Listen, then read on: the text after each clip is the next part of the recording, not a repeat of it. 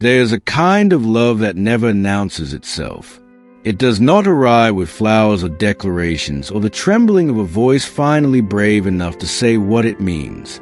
It arrives quietly, the way fog arrives, slowly, imperceptibly, until one morning you wake up and you cannot see your hand in front of your face, and you realize it has been there all along, surrounding everything, touching everything, and you never even noticed the moment it began. This is a story about that kind of love. This is a story about Daniel Ashford and Clara Muse, and the 7 years they spent standing on opposite sides of a door that neither of them ever thought to open. This is a story about silence, not the comfortable silence of people who understand each other, but the unbearable, suffocating silence of two people who understood each other perfectly and were terrified of what that meant. This is the story of every word they should have said, and it begins, as most of the most important stories do, on an ordinary Tuesday. The morning Daniel first saw Clara, he was running late. He was always running late. It was one of those facts about himself that he had accepted the way a person accepts a scar, not with pride, not with shame, but with a kind of resigned familiarity. He was late the way the tide was late, the way the sun was late in winter. Chronically, reliably, inevitably. He was 26 years old, carrying a coffee that had already gone cold in a bag that had already lost its zip, and he was half jogging down the corridor of Meridian Publishing House on the 4th floor when he turned a corner he had turned 100 times before and walked directly into a woman he had never seen in his life.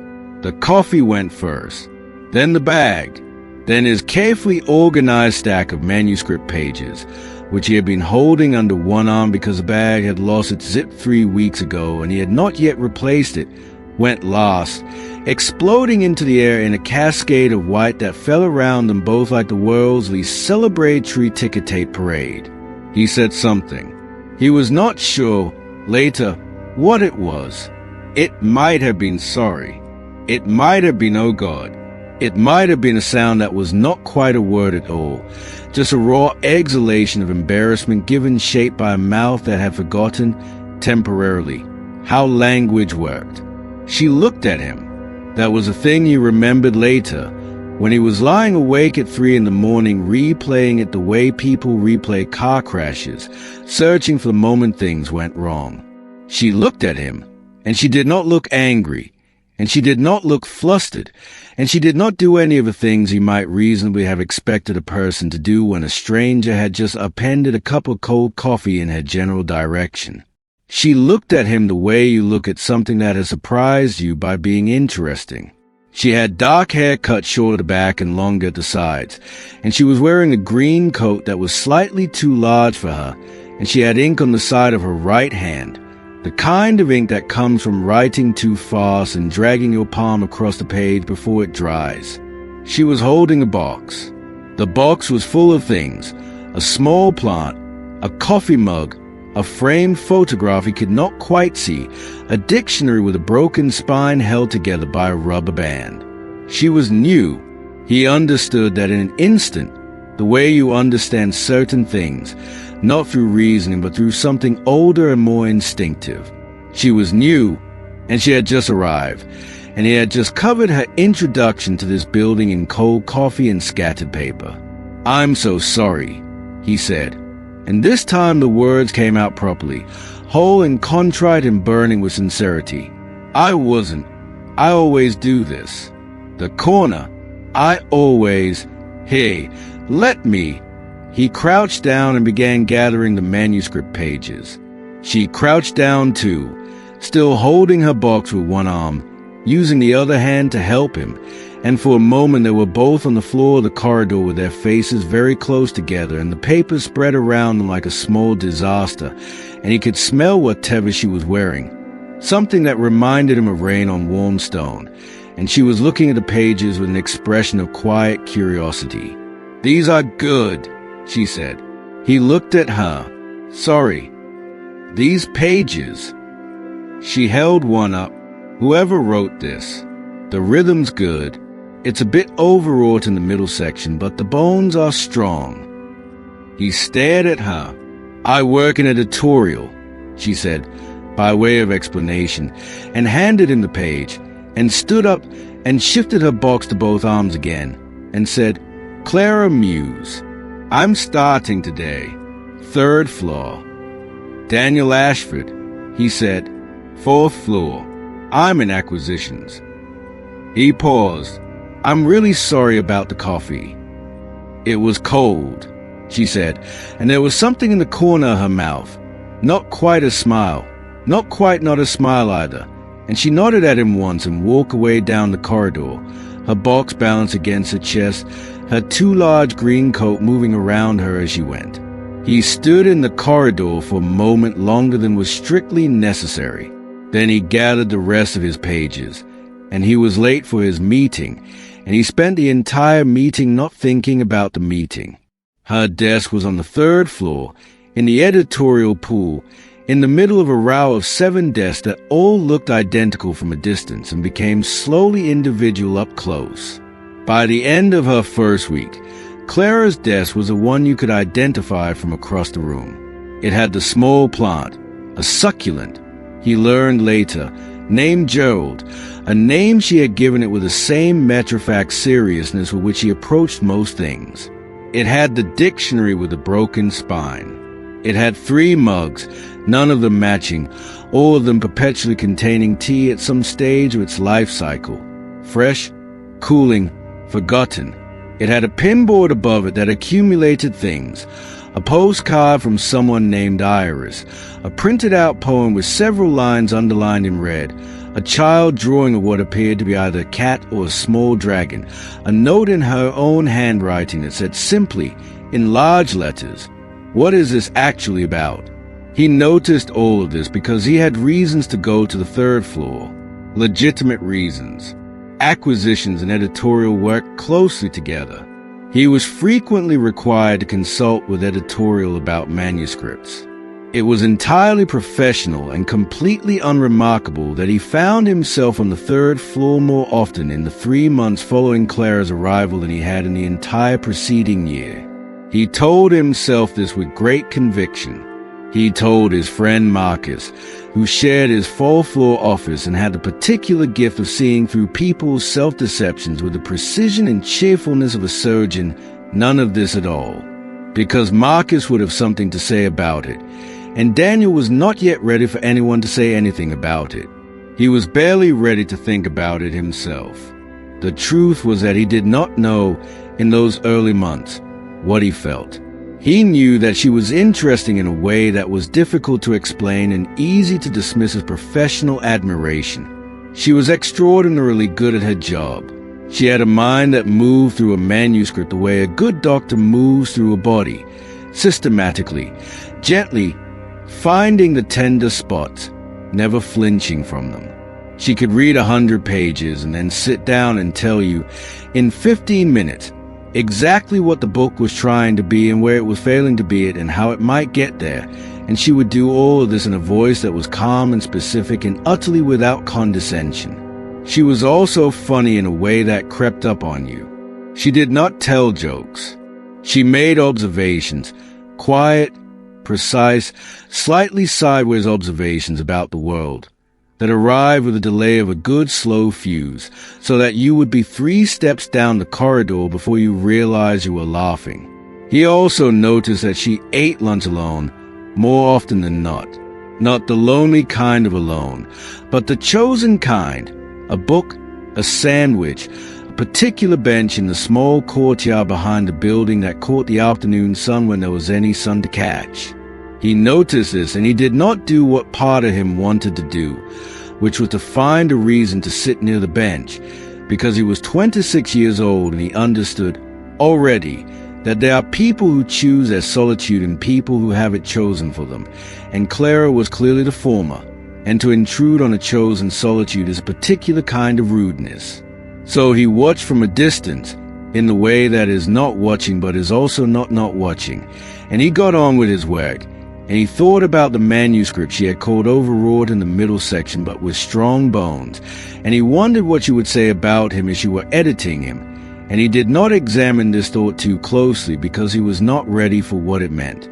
The first time they had a real conversation, not a corridor exchange, not a professional consultation, but a conversation, the kind that has a beginning and a middle and a you look up and realize 2 hours have passed ending, was in November, 4 months after she arrived. There had been a launch event for one of the house's bigger books, the kind of event that involved too many people in a room that was not quite big enough and wine that was not quite good enough and a general atmosphere of performed enthusiasm. Daniel had been there because he was always at these things, dutifully, with his glass and his small talk and his ability to seem more comfortable than he was. He had found Clara, eventually, in the only corner of the room that was not performing. She was standing near a bookshelf, reading the spine of things, the way readers do when they are put in a room full of books, because readers cannot help it. It is a compulsion. It is a way dogs cannot help going to other dogs. "Hiding," he said. She looked at him with an expression that said she had noted the irony of him asking this question given that he had clearly also just navigated his way to this corner with intent. "Reading," she said. "It's alphabetical," he said, gesturing at the shelves. "The spines. I notice." She pulled one out, looked at the cover, put it back. "They got a first edition did I on here. Someone's going to steal it. Probably you." "Probably," she said, and there was a not quite smile again, and he had learned, in 4 months, that this was actually her smile, not a half smile, not a suppressed smile, but an actual smile, complete and genuine and slightly private, the way some people's smiles are for everyone, and some people's smiles are for people they decided are worth smiling at. He had decided, 4 months in, that he was going to be very careful about what he concluded from the fact that she gave him that smile. They ended up talking for 2 hours, not about the book, not about work, but about the things people talk about when they are discovering each other, where they grew up, what they read, what they were afraid of, how they thought the world was put together. She had grown up in Edinburgh, she said, in a house full of books and not quite enough heating, and she had come to London for university and simply not left the way London absorbs people. Her mother was a librarian. Her father had been an architect. The slight shift in tense was something she moved past quickly, and he noticed it and did not press it, because some doors you learn to see without trying to open them. He told her about growing up in a small town in the Midlands, the youngest of 3 boys, the only one who had wanted to do something with books. His brothers were both engineers, he said, which meant every Christmas involved a detailed and affectionate interrogation of his career choices from 2 people who genuinely could not fathom what he did all day. "What do you do all day?" she asked. "I read things that haven't been published yet," he said, "and I try to figure out which one should be." "That's a good job," she said, simply, as if she had assessed it honestly and given her verdict. "What do you do all day?" he said. "I read things that are about to be published," she said, "and I try to make them better than they are." "Also a good job." "Better than yours," she said, "because by the time a book gets to me, someone has already decided it should exist. I get to skip the existential part." He laughed. She looked at him with a not-quite smile. They walked home in the same direction for 6 blocks before they discovered they lived in completely different parts of the city, and she peeled off at a corner and said goodnight with a small gesture that was somewhere between a wave and nothing at all, and he walked the remaining distance to his flat with his hands in his pockets and the specific lightness in his chest that comes from having been, for 2 hours, entirely yourself. He did not name it. He was not ready to name it, but it was there, settled in him like a warm stone, and he carried it home, and he lay awake for a while with it, and in the morning he got up and went to work and was careful about nothing changing.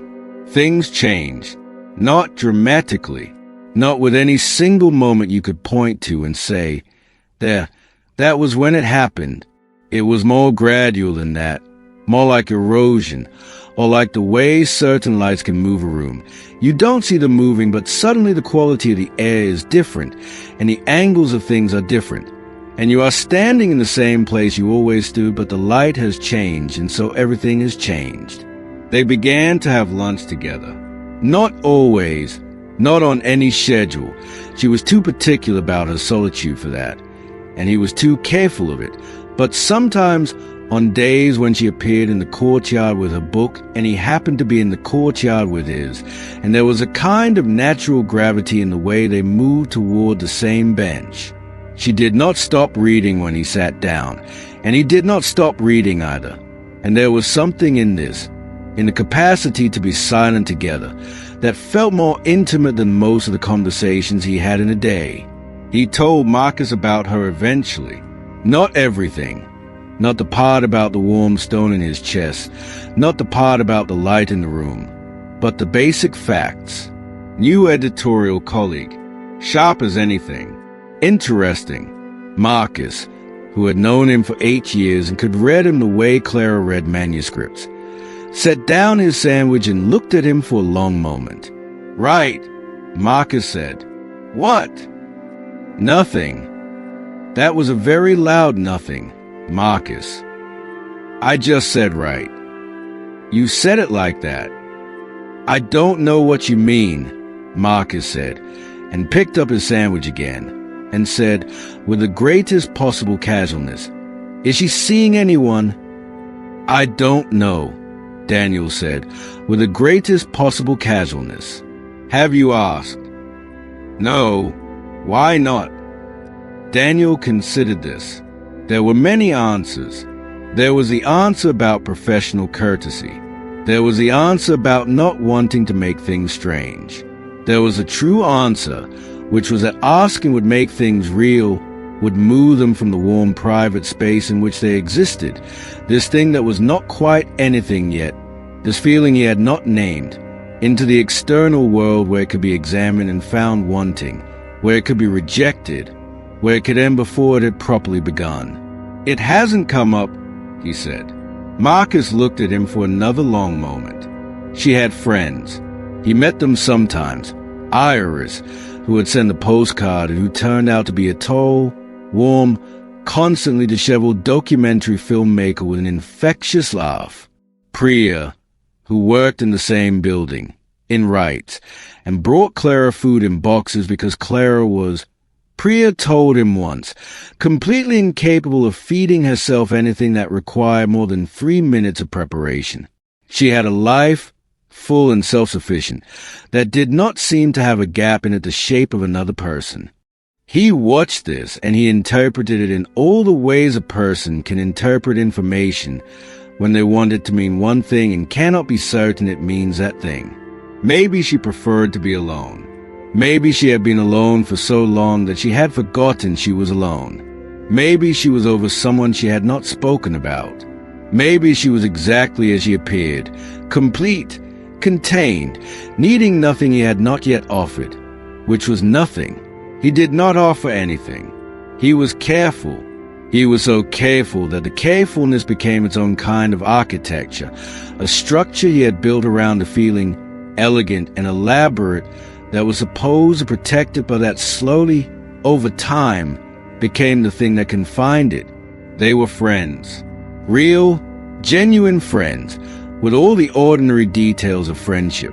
The shared jokes that had evolved their own private language, the shorthand and the reference points, and the accumulated history of small moments. She knew that he took his coffee black and could not function before the first cup. He knew that she would not read anything on her phone and always carried a physical book, even if it was inconvenient, even if it was heavy. She knew about his brothers and their Christmas interrogations. He knew about her mother's library in Edinburgh, the particular smell of it, the way she had spent her Saturdays there as a child in the stacks. She knew his handwriting was illegible. He knew she could not read in cars without becoming immediately nauseous. This was what they had, a friendship, real and warm and valued, and inside it, unexpressed and unexpressible, the thing he had still not named. He had named it, He knew its name.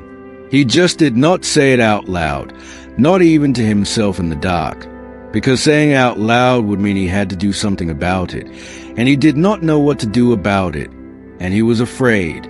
The fear was not simple. It was not just a fear of rejection, though that was part of it.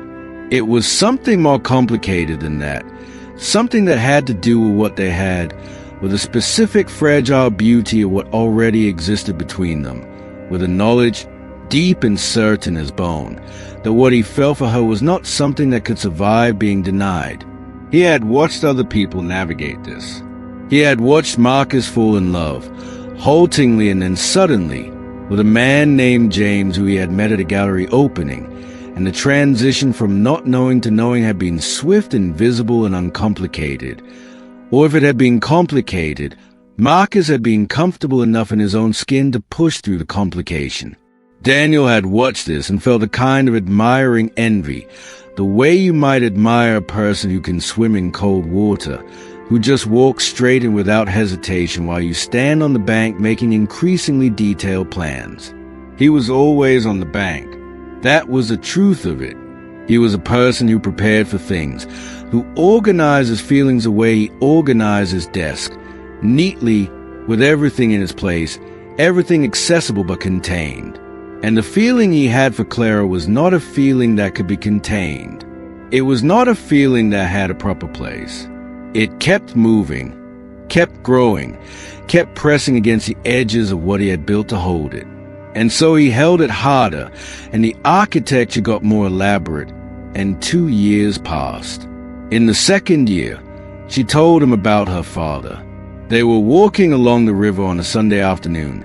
This had become a thing they did sometimes, a long walk on a Sunday, aimless and slow, the kind of walk that is really about talking, and she had been quiet in a way that was different from her usual quietness. A heavier quiet, a quiet with something underneath it. He did not ask. He had learned to trust her silences, to understand that they were not voids to be filled but conditions to be respected, and that she would arrive at whatever she was carrying when she was ready. They had been walking for 40 minutes when she said, "My father died when I was 14. He looked at her. She was looking at the river. "I know I mentioned it a while ago," she said, or implied it. "I'm not sure I explained it." "You don't have to explain anything." "I know," she said. "I want to." A pause. He had a heart attack, quite suddenly. He was 47. Another pause. He was one of those people who seemed like they were going to be around forever. Very solid. You know the kind.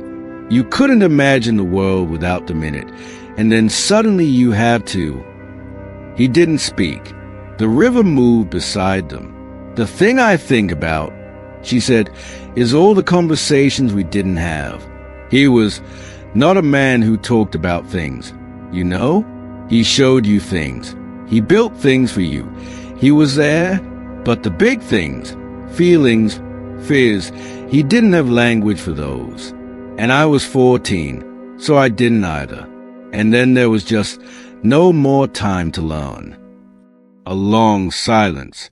"I think about that a lot," she said. "How you think you have all the time in the world to say the things that matter. And you never do." He thought about what to say and rejected several things, and finally said, "I'm sorry. I'm sorry you lost him." She looked at him then, and the look on her face was something he had not seen before on her face, something open and unguarded, the expression of a person who has put something heavy down and is not quite sure yet what to do with their empty hands. "Thank you," she said. And then, after a moment, "He would have liked you." He did not know what to say to that either. He said nothing. They walked on, and the river moved beside them, and the silence between them was different from all the other silences, fuller, more inhabited, weighted with the significance of what had been offered and received. That night, in his flat, he sat for a long time without doing anything in particular. He thought about a 14-year-old girl in Edinburgh losing the solidity of her father. He thought about conversations that run out of time. He thought about the space between what you mean and what you say, and how that space can become a wall, and how walls become permanent.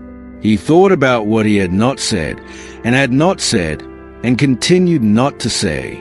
The year they turned 28, Marcus told him, with a kind of careful bluntness that is its own form of love, that he was being an idiot. They were in a pub, a Thursday evening, the end of a long week, and Daniel had been talking about Clara, again, inevitably, in the coded language he had developed for these conversations, the language of someone describing a landscape they have studied closely while pretending to have only glanced at it. "You've been in love with her for 2 years, Marcus said. Daniel opened his mouth. "Don't," Marcus said. Daniel closed it. "You've been in love with her for 2 years, Marcus repeated, and you haven't said anything to her, and instead you've arranged your entire social life around carefully managed proximity that lets you be close to her without ever actually having to be honest about why. And I say this with enormous love and affection. This cannot go on." A long silence. "It's more complicated than that," Daniel said. "It's really not. If you say something and she doesn't feel the same way, yes, it will be difficult. But Daniel," Marcus looked at him steadily, "if you say nothing, what happens? You just continue forever, standing 3 feet away from someone you love and never telling them." Daniel looked at his glass. What if saying something ruins what we have? What if not saying something ruins what you could have? Another silence. "She might not feel. She might," Marcus said. "And you don't know. And you could know. And that's a part one cannot understand. You are choosing every day to not know. And I don't understand why that feels safer than knowing." Daniel thought about this for a long time. The pub noise moved around them, warm and indifferent. "Because not knowing means it's still possible," he said finally, quietly, almost not intending to say it out loud. "If I say something and she says no, then it's over. It's real and it's over. But as long as I haven't said anything, it's still a thing that could be." Marcus was quiet for a moment. "That is," he said, "both the most human thing I've ever heard and also completely mad." Daniel almost laughed. "I know," he said. "Say something to her." "I know." "Daniel." "I know, Marcus." He did not say anything to her. The 3rd year was a year of almost. He almost said it in the spring, on one of their Sunday walks, when the city was doing the particular thing it does in April, when it cannot quite believe it has survived another winter, everything coming up through everything else, green and reckless and unapologetic.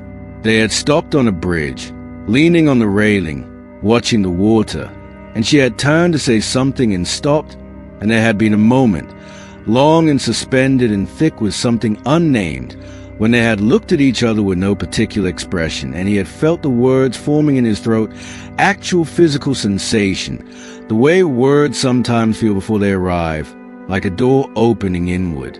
And then a bicycle bell behind them, and the moment closed like water over a stone, and she said whatever she had been going to say, which was something about a book she was editing, and he responded, and they walked on, and he almost went back inside him and joined all the other almost, accumulating like a debt. He almost said again in the summer, late, outside a bar, after an evening with several colleagues that had dwindled, as evenings sometimes do, to just the two of them. It was warm, the London summer doing its intermittent best, and they had been standing on the pavement talking about nothing in particular, and she had said something that made him laugh. The real laugh, not the social laugh, the one that comes from somewhere unmanaged, and she had watched him laugh with an expression he could not catalogue, something intent and wondering, and he had looked back at her and the words were right there. They were at the front of his mouth, and she said she was tired. She said good night. She got into a cab. He stood on the pavement and watched the cab go and did not move for a long moment, and a man walking past gave him an odd look, and he put his hands in his pockets and walked home. He almost said it in the autumn, in the office, when she had been having a bad day, one of those days where the work wasn't working and the patience was fraying. And he had gone to the third floor with coffee, and she had looked up at him with an expression of such naked gratitude, such unguarded relief, that his chest had ached with it. He had set the coffee down, and she had said thank you in a voice that was quieter than her usual voice, and he had looked at her for a moment and opened his mouth and said, "It's okay. It'll come together." And she had nodded and looked back at her screen. He walked back to the fourth floor and sat at his desk and stared at his own screen and did not type anything for several minutes. It was Marcus who said, eventually, gently, over lunch that winter, "I think you need to decide. Either say it or put it somewhere, because this thing you're doing, this in-between, it's going to weigh you down." "I know." "Do you actually know? Because you say that and then nothing changes." "I know," Daniel said again, and heard how it sounded, and looked out the window at the winter gray street. "What are you waiting for?" Marcus asked, not unkindly, genuinely wanting to know. Daniel thought about it honestly, for the first time in a long time without the comfort of the same circular reasoning. "I think," he said slowly, "that I'm waiting until I'm certain it won't hurt her, or me, or us." Marcus said nothing, which means, Daniel said, "I'm waiting for a certainty that doesn't exist." "Yes," Marcus said. The winter went on. Daniel did not say anything. The fourth year brought Elliot. He arrived in January, through Clara, a friend of a friend. Someone Iris knew, an architect named Elliot Marsh, who was tall and dark-haired and easy in the way of people who have never had to work particularly hard to be liked. He came to a gathering at Iris's flat, and Clara brought him because Iris had asked her to, and Daniel met him across a crowded living room and shook his hand and knew, immediately and with a clarity that was nauseating in its precision, that this was going to be a problem. Not because Elliot was a bad person. He was not. He was charming and intelligent and attentive, the kind of person who listens when you talk and remembers what you said. He was, objectively, someone it was easy to see Clara with. Daniel watched them at the party. He watched Elliot make her laugh. The real laugh, the managed laugh of someone who was actually surprised into amusement. He watched Clara be slightly less guarded than she was with most people, the loosening of something that he recognized because he had watched it be loose, and he knew what it meant, and his chest did the thing it did when something you love is being moved away from you. He went home early that night. He said he had an early morning. He walked home in the cold, and he was honest with himself.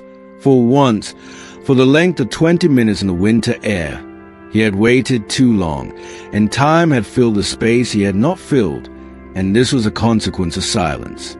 He was 30 years old. He did not sleep that night. He lay in the dark, and he thought about all the almost said words, all the moments on bridges and pavements and in offices and by rivers where he had had the words right there and chosen the silence instead. He thought about Clara's father, who had not had language for the important things, who had run out of time before he could find it.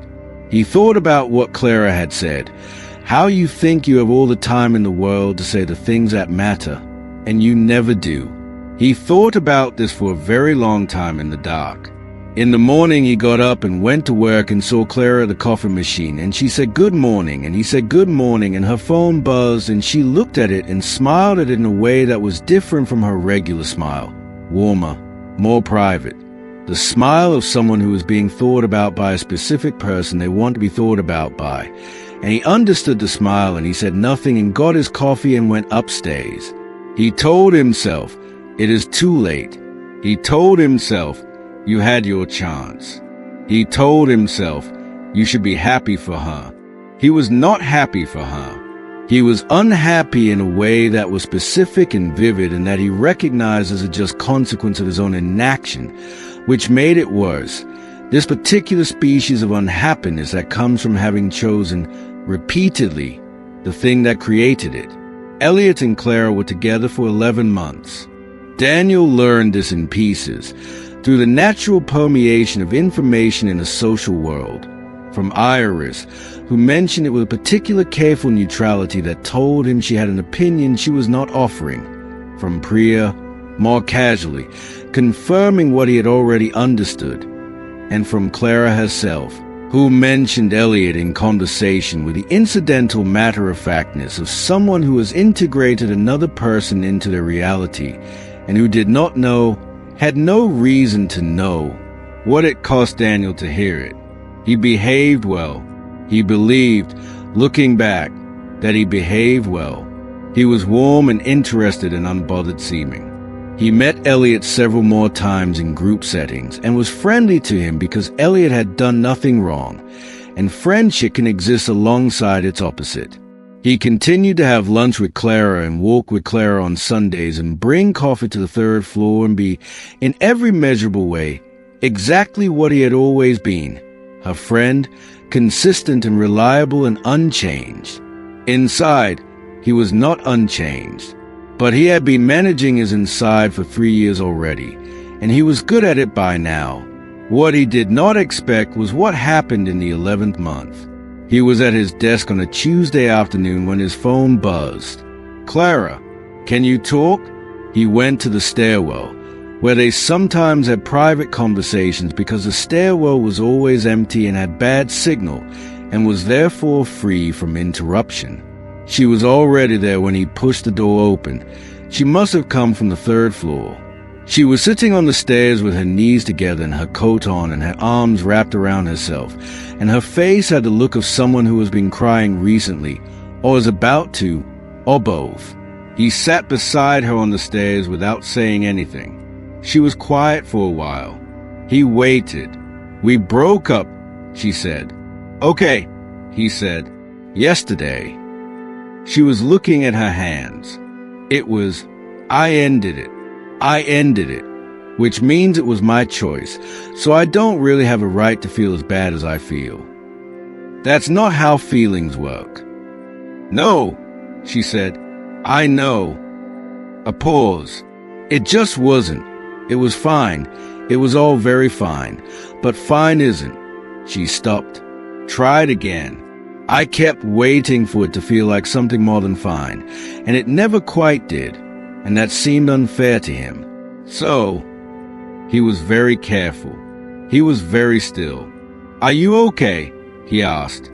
She looked at him, and there was something in the look, something searching, something that almost had a shape, something that almost said something. And then it was gone, and she said, "I'll be okay. I just wanted, I don't know, someone to know." "I know," he said. She put her head on his shoulder then, briefly, for a moment, a small gesture, a leaning, the kind of thing that happens between people who trust each other, and he sat very still and let her and looked at the concrete wall opposite and felt everything very quietly in his chest, the whole complicated weight of it. She lifted her head. She said, "Thank you." She said she was going to go home early. She stood up and smoothed her coat. At the door, she paused and looked back at him. "You're a good person, Daniel," she said. "You know that." He almost said it then, right then, in the stairwell, with the fluorescent light and the concrete and the 4 years of silence accumulated between them. He almost said, "I love you. I have loved you since the first Tuesday. I have loved you every day for 4 years, and I have been afraid every day for 4 years, and I am still afraid, but I want you to know." She went through the door. He sat in the stairwell for a long time. The 5th year was a year he decided to stop being afraid. Or rather, it was a year he decided that the fear was not going to leave, that it was not a condition to be cured, but a condition to be accepted and moved through, the way you accept and move through cold water by walking into it anyway and letting it be cold. He told Marcus. He told him the full version, without the careful framings and the diplomatic omissions, the whole 5 years of it, the almost, the stairwell, all of it. Marcus listened. He had the grace not to say, "I told you so," which Daniel appreciated. "So what are you going to do?" Marcus asked. "I'm going to tell her," Daniel said. "When?" "Soon. I need to." He paused. "I need to find the right moment." Marcus looked at him with an expression of resigned affection. "You know the right moment is any moment, right?" he said. "There's no perfect moment. You just have to go." "I know." "Daniel, I know." He spent 3 weeks preparing and not telling her. He rehearsed things in his head, discarded them, rehearsed different things. He thought about when and where and how. He thought about what he wanted her to know, which was not just a simple 4-word fact of it, but everything underneath the fact. The 5 years of it, the Tuesday in the corridor, the way she had looked at him in the stairwell, the way her voice sounded when she talked about her father, the way the room changed when she walked into it. He was going to tell her on a Sunday. Their Sunday, a walk, their usual walk, and at some point, not planned, just when it felt right, when the words were ready, he was going to say it. He was going to tell her on the 3rd Sunday of March. He had it fixed in his mind, specific and real. On the Monday before that Sunday, Priya called him. The call came at 7 in the morning. He was still in bed, half awake, reaching for his phone with the automatic motion of someone who has not yet remembered there is such a thing as news that changes things. "Daniel." Priya's voice was wrong. He heard it before the words, heard the quality of it, the careful flatness of someone keeping themselves very controlled. "I need to tell you something, and I need you to be somewhere you can sit down." He sat up. "What is it?" A pause. The length of the pause was its own information, terrible and sufficient. "Clara was in an accident last night," Priya said. She was hit by a car. On the embankment. She's at St. Thomas's. Daniel, she's in surgery." He did not remember getting dressed. He did not remember the cab. He remembered the hospital, the light of it, the particular quality of light that exists in no other setting, the smell, the sounds, the specific grief of waiting rooms at 7 in the morning. He remembered Priya, already there, with her arms around herself and her eyes red. He remembered Iris, who arrived 20 minutes later and went immediately to Priya and held her, and the 3 of them sat together and did not talk. He remembered the hours. He had never felt hours like that, had never understood until that morning what it means to experience time as a physical substance, thick and resistant and moving against you. He sat with his hands clasped between his knees, and he did not think coherent thoughts. He prayed, in the vague, non-denominational way of someone who doesn't pray but finds a motion of it necessary. He looked at the floor and the ceiling and the door and the floor again. The surgery lasted 9 hours. The surgeon came out at 4 in the afternoon, and he was not smiling, but he was not smiling either. And he said the surgery had gone well, that they had done what they needed to do, that she was stable, that the next 24 hours would tell them more, that she was going to be allowed one visitor, just one, only family. "I'm her family," Priya said, which was the most precisely true lie Daniel had ever heard, and she went in. He and Iris sat in the waiting room for another 2 hours. Iris told him, quietly, what she knew. Clara had been walking back from somewhere, dinner, alone, a restaurant near the river, and it had been raining, and the car had come through a red light, and Clara had not had time to. The story stopped there. Iris's voice stopped. Daniel put his hand on Iris's arm and kept it there. When Priya came back out, her face was different, still frightened, but reorganized around relief fighting through the fear. Clara was awake. she said, confused and in pain and very tired, but awake and responsive and asking for water. Daniel closed his eyes. He sat in the waiting room for another hour, not going in. He was not family. He was not whatever it would take to be allowed to go in. And then Priya came and got him. The nurses knew Priya. Priya had been there for 9 hours.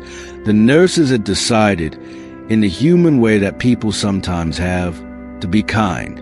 He walked down the corridor and pushed open the door and saw her. She looked so small in the bed. That was the first thing. Not small in the way she actually was. She was not a small person. She was fully herself, always, but small in the way a person looks when they have been placed in the context of their own fragility. Her arm was in a sling.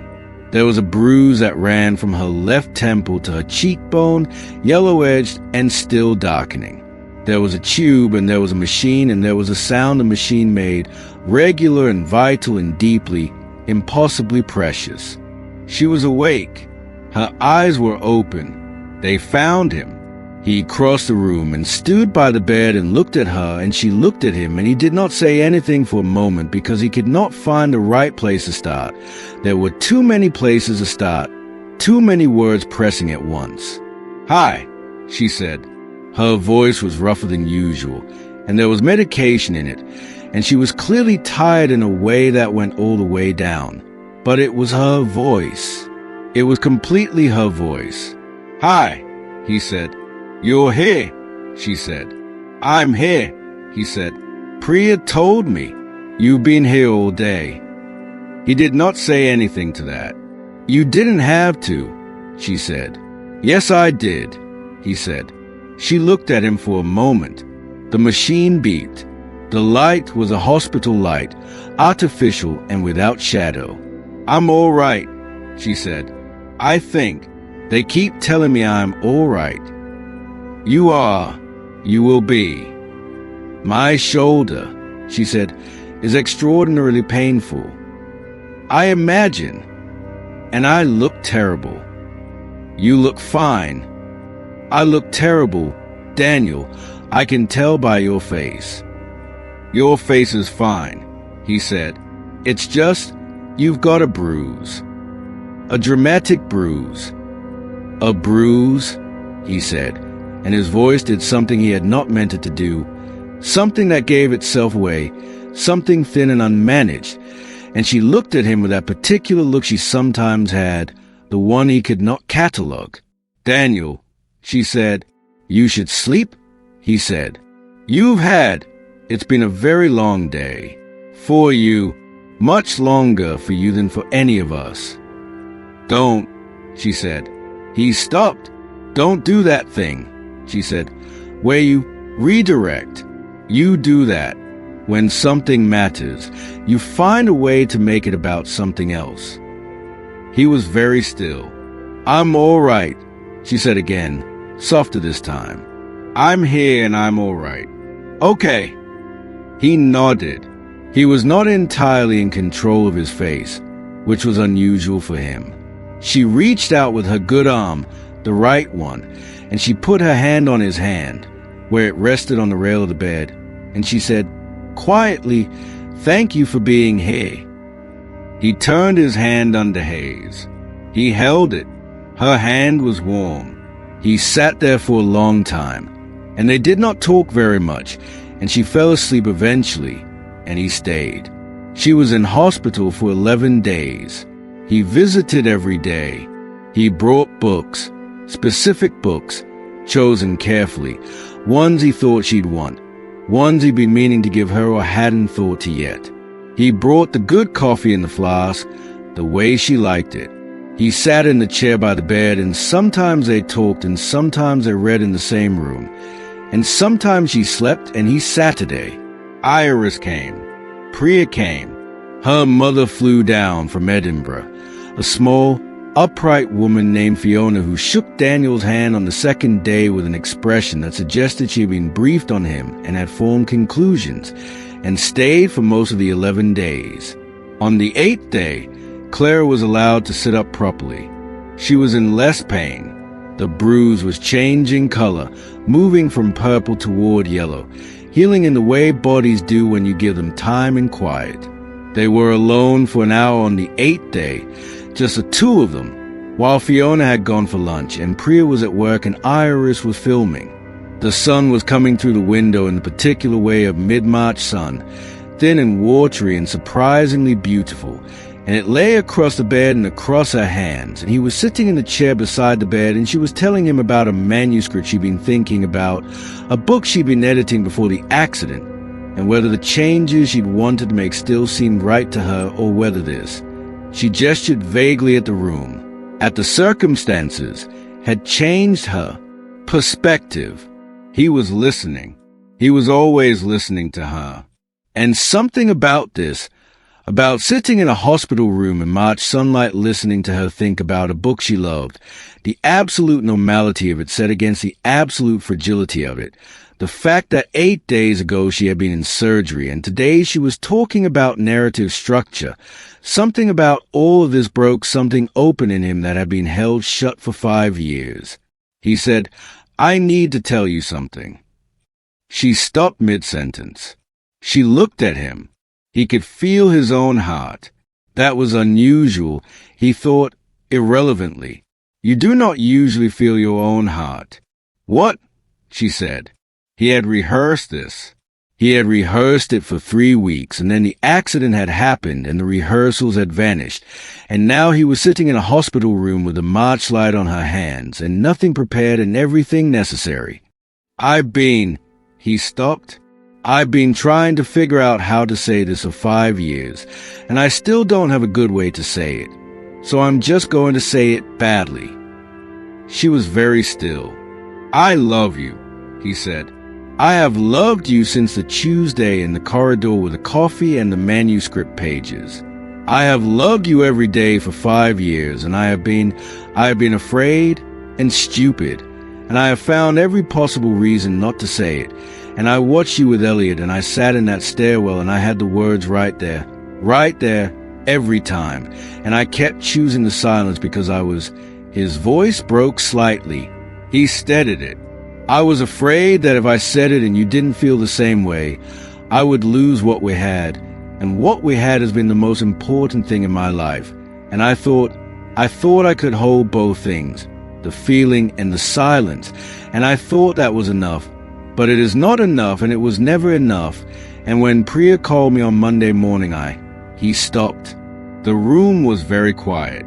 "I sat in the waiting room for 9 hours, he said, "and I thought about every word I should have said, and I understood something that I had known, actually, for 5 years and had spent 5 years refusing to act on, which is that time is not a thing that you are owed. Time is not something you get to assume. And I have assumed it, and assumed it, and assumed it, and..." He looked at her. I'm sorry I didn't say it sooner. I'm sorry I'm saying it like this, in a hospital room, in possibly the worst circumstances. I know this is a lot too. I'm not asking you to say anything. I'm not asking for anything. I couldn't go on not having said it. I had to say it while there was still time. The last sentence came out smaller than the rest, more naked. She looked at him for a very long time. The machine beeped. The March light moved slightly, the way light does, and then she said, "Daniel."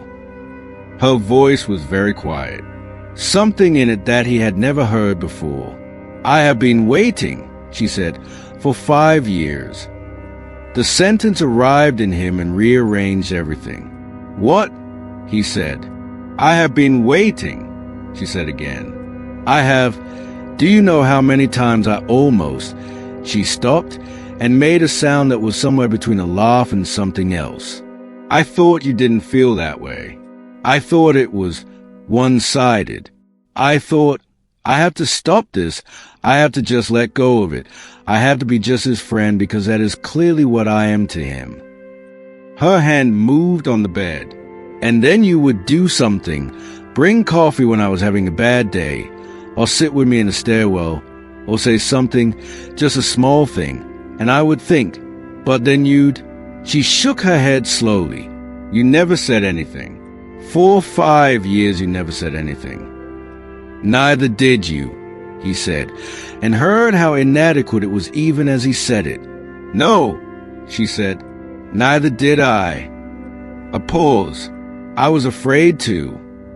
They looked at each other across the small space of the hospital room. Elliot, she said, I thought, maybe I can make it work with someone else, someone who is actually available, because you seem so certain about not.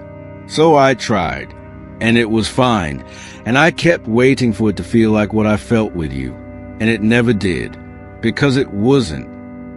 She looked down at her hands. I ended it because it wasn't fair to him. Not because it wasn't fine. Not because it wasn't fine, she confirmed. He was quiet for a moment. 5 years, he said. 5 years, she said. We wasted 5 years.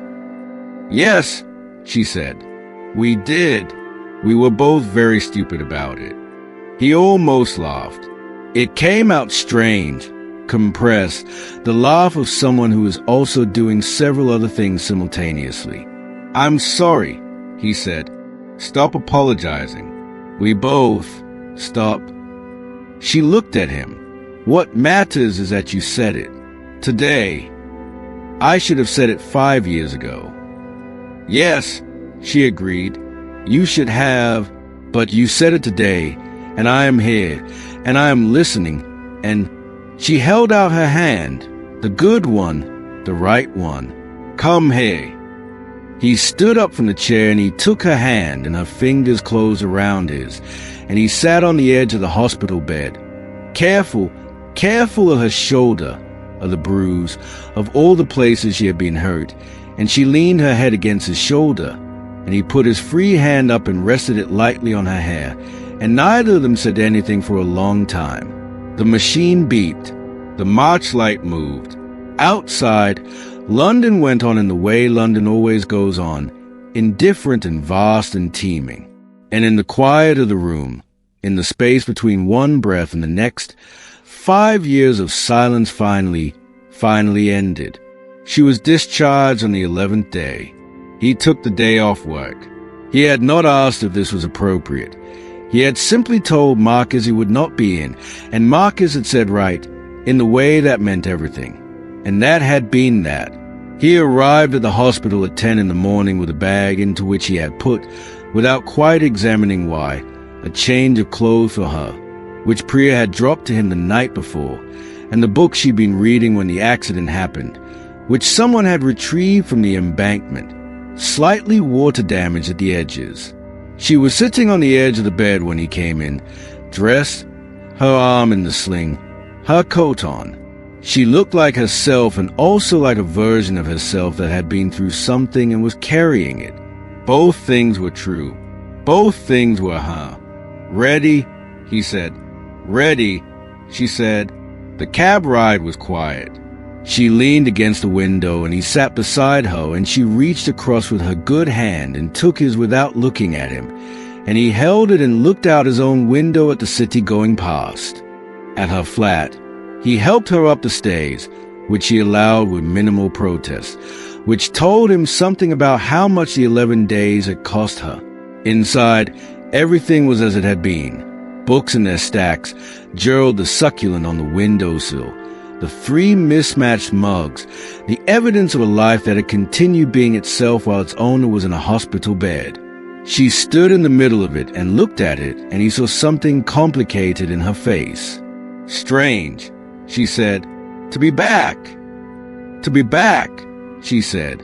When I was lying there, the first few days, I kept thinking about this place, the specific way the light comes in the morning window, whether I'd left anything on the hob. She paused. Small things matter. They do, she said. I know that now. I think I knew it before, but I know it differently now. He made tea. He did not need to ask how she took it. He had known for 5 years. She sat on her sofa with her feet tucked up and her coat still on, because she was cold. She said, always slightly cold. And he handed her the tea and sat beside her, and they were quiet together in the way they had always been able to be quiet together. Daniel, she said, M.M. In the hospital. What you said. Yes. I keep thinking about it. She turned the mug slowly in her hands. The 5 years part. How we were both sitting right next to each other and not saying it. I keep thinking, what if the accident hadn't happened? Would you have said it?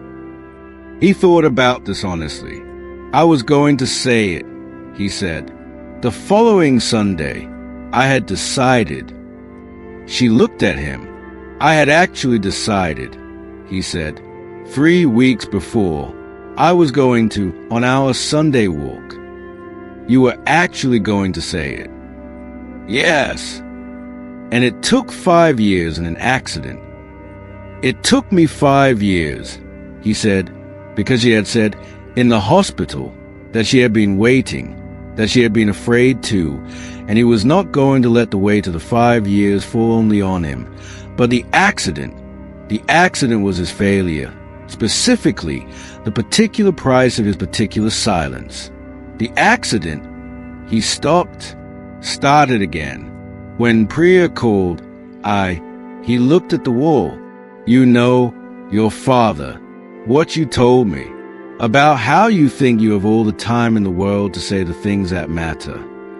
She was very still. I thought about that in the waiting room, he said. I sat there for 9 hours and I thought about exactly that. How I had been doing exactly what he did, having the feeling and not the language for it, holding the important thing and not offering it. And your father didn't choose that. He was the way he was, and then he ran out of time, and that was not his fault. It was just what happened. But he exhaled, I chose it. Every day, for 5 years, I chose the silence. And when Priya called, I thought, you are about to be a person who chose that silence and ran out of time anyway. You are about to know what that is. Silence. I couldn't let that happen, he said. I couldn't be that person. Not about you. She put her mug down.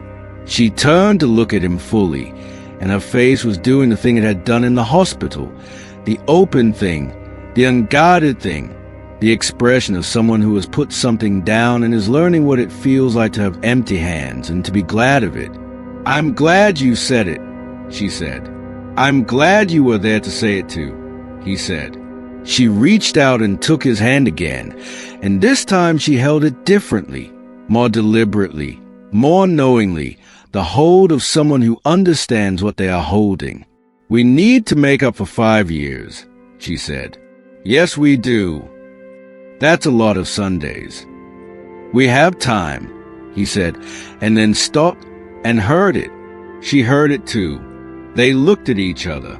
We have time, she said, softer this time, as if testing the weight of it, as if learning to hold a thing that had never felt safe to hold before.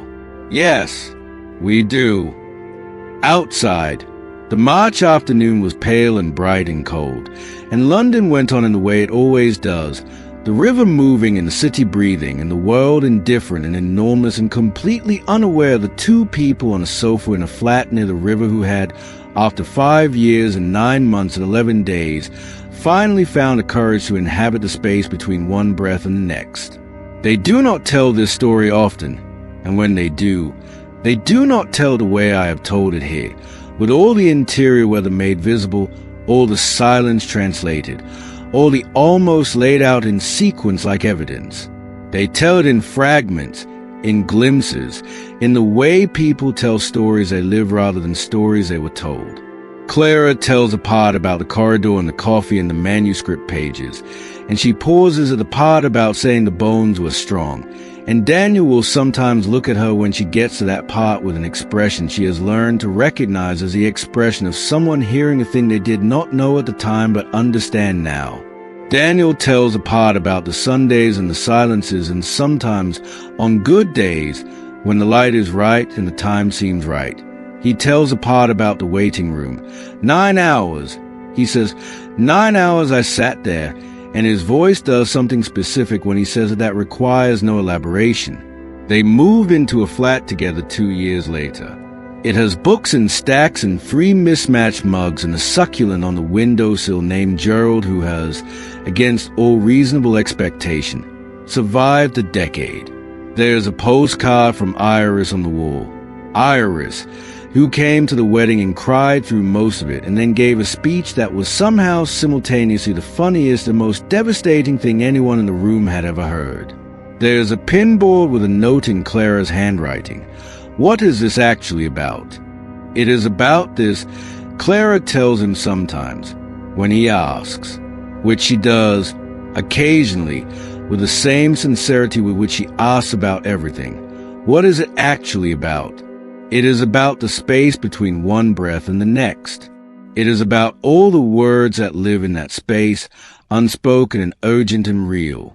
It is about the choice between the silence and the speaking, between the safety of not knowing and the terror of knowing, between the life you are living and the life you are holding back from because you are afraid of the size of it.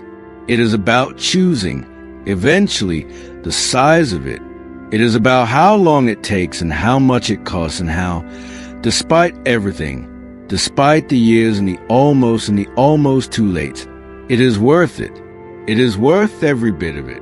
It is worth the cold Tuesday morning and the 9 hours in the waiting room and the terrible fluorescent hospital light and the March sun through the window and the hand reaching across to hold yours without looking. It is worth the saying. It is always worth the saying. Even now, years later, they have a thing between them, a small, private ritual that started in the hospital and has never stopped. Before sleeping, or sometimes just in the middle of an ordinary day, one of them will say to the other, I love you, not as a reflex, not as a habit, but deliberately, with intention, with a full weight of knowing what it costs to let those words go unsaid. Because they both know, in a way that most people do not know it, what it is to hold a word inside you for years, to feel it pressing against the walls of you, to carry the weight of a truth you will not offer. They know the cost of that silence. They know it precisely and particularly and in their bones. And so they say it, every day, with the urgency of people who understand that time is not something you are owed, that there is no save later, that the space between one breath and the next is the only space you have, and it is smaller than you think, and it is all there is, and it is everything. Daniel says it first, usually. Clara says it back.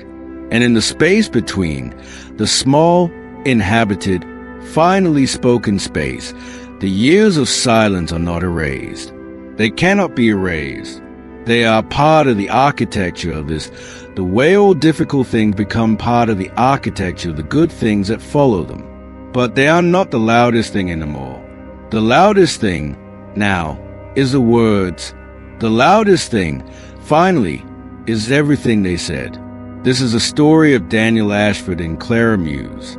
This is a story of a love that took 7 years and 9 months and 11 days and one terrible Monday morning phone call and 9 hours in a waiting room to find its voice. This is a story of every almost. This is a story of what happens when almost becomes, at last, enough. This is a story of the space between breaths, that small, vital, irreplaceable space where everything unspoken lies, pressing against the silence, waiting, always waiting, to be said,